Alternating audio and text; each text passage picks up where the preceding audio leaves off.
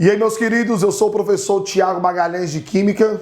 Sou o professor Renato Martins de Biologia. E somos professores do Colégio Curso Over e estamos aqui no projeto TN no Enem. E um detalhe importante, nós escolhemos uma temática interdisciplinar que é exatamente ciclo biogeoquímico. E não existe prova do Enem sem tratar desse assunto. Então, eu na Química, Renato na Biologia, vamos fazer essa interdisciplinaridade para exatamente você detonar na tua prova de natureza.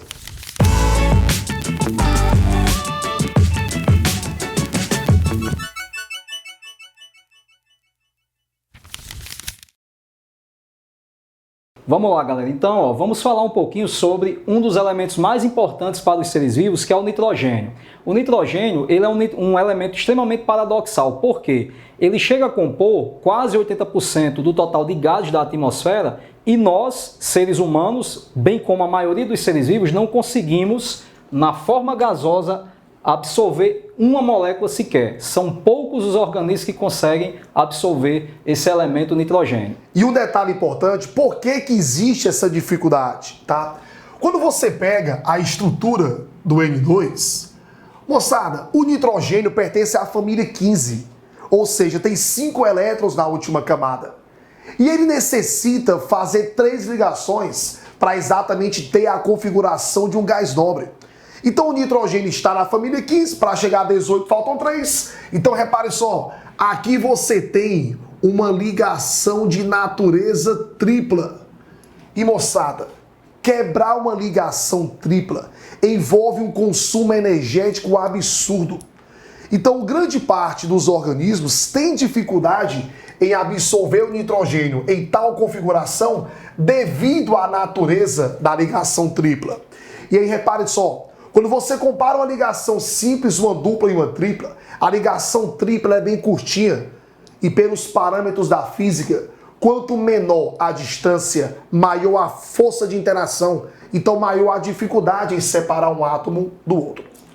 Porém, tem alguns organismos que são bem mais mutacionais, né? São organismos que passaram por muitas mutações ao longo do processo evolutivo e houve seleção natural de uma característica incrível e absurdamente importante, que é a enzima nitrogenase. Como o Tiago falou, há uma necessidade muito grande de energia, só que as enzimas, na qualidade de catalisadores biológicos, diminuem a energia de ativação e aceleram as reações químicas. No caso da enzima nitrogenase, ela é muito importante, mas a evolução não foi tão generosa conosco. Mas com cianobactérias e bactérias que vivem nas raízes de plantas, principalmente plantas leguminosas, essas bactérias existem. E o que elas fazem? Elas, por meio da enzima nitrogenase, absorvem o nitrogênio gasoso, reagem com íons H+, e conseguem formar o íon amônio. Porém, o que acontece? A amônia é um composto um tanto tóxico. A planta, por mais que ela consiga absorver a amônia, ela dá preferência a absorver outros compostos que são menos tóxicos. E aí surge a necessidade, então, de, no solo, algumas outras bactérias entrarem em ação e converterem a amônia em, por exemplo, nitrito. A Nitrosomonas, por exemplo, é o gênero bacteriano que converte, por oxidação da amônia, ela consegue converter a amônia em uma outra forma de nitrogênio, que é o nitrito. No entanto, dada a sua baixa estabilidade, o que acontece? Esse nitrito já é aproveitado por um segundo gênero bacteriano, que é o gênero Nitrobacter. O que eles fazem? O que elas fazem? Oxidam o nitrito, gerando finalmente o nitrato. E esse sim é uma forma de nitrogênio que a planta consegue absorver bem. Ela absorve tão bem que ela leva para a cadeia alimentar. Até porque, gente, esse átomo de nitrogênio que está presente no nitrato, uma vez absorvido pela planta, ele vai ser utilizado na composição de bases nitrogenadas, ele vai ser utilizado na composição de aminoácidos, de proteínas, e como vocês sabem, a proteína é a molécula orgânica mais abundante da célula viva. Ou seja, a planta com isso ela cresce, forma muita biomassa, não só por fotossíntese, por carboidrato, mas também por proteína. Entra na cadeia alimentar e esses seres, nós sabemos que depois que passam da cadeia alimentar, eles morrem. E ao morrerem, podem liberar também, pelo processo de decomposição, a amônia. A amônia, como é um tanto tóxica, nem sempre é absorvida pela planta, ela pode retornar ao ciclo para ser novamente oxidada por outras bactérias do solo.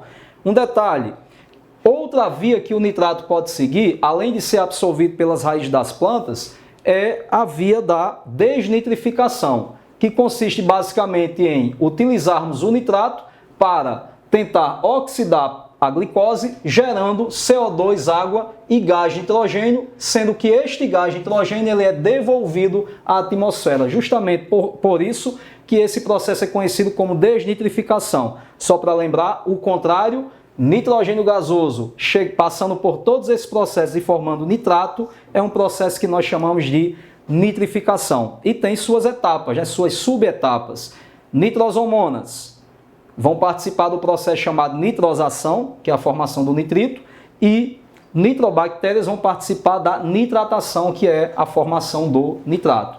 Lembrando que esse processo, as bactérias que realizam são bactérias anaeróbicas. E essas bactérias anaeróbicas fazem esse processo no intuito de produzir ATP. Não é porque ela é boazinha e diz, eu vou fazer a desnitrificação porque eu sou importante no ciclo nitrogênio. Na verdade, elas fazem isso porque querem obter energia. Inclusive, nem são muito boas para o solo, porque se ela está pegando uma forma de nitrogênio que a planta absorve e transformando em uma forma que a planta não absorve, elas não são muito boas para o solo. Eis aí a importância de fazer a aração do solo, revolver o solo, tirando essas bactérias de camadas mais profundas, onde tem pouco oxigênio, e trazendo-as para camadas mais superficiais, que tem muito oxigênio, inclusive vai acabar matando tais bactérias. Um pouco de química envolvendo essas etapas que o Renato acabou de falar.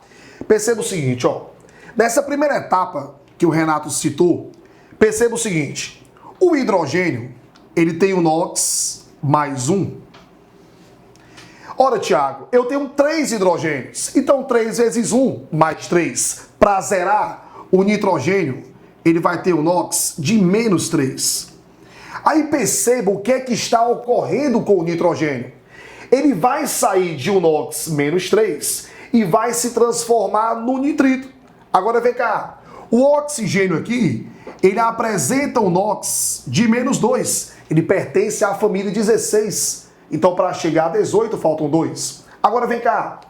Menos 2 vezes 2, menos 4. Qual é o número que somado a menos 4 me dá como carga menos 1? Então, Tiago, esse nitrogênio aqui, ele apresenta o NOx mais 3. Então, perceba o seguinte, você sai do NOx menos 3 para o NOx mais 3, caracterizando um processo de oxidação do teu nitrogênio. E aí, vem cá. Esse nitrogênio está com o NOx mais 3. Agora vem cá, o nitrogênio pertence à família 15, tem 5 na última camada.